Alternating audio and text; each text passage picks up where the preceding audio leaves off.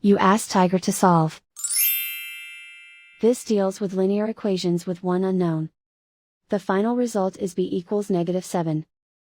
Let's solve it step by step. Simplify the expression. Expand the parentheses. Group like terms. Multiply the coefficients. Simplify the arithmetic. Group all b terms on the left side of the equation. Add 7b to both sides. Simplify the arithmetic. Group like terms.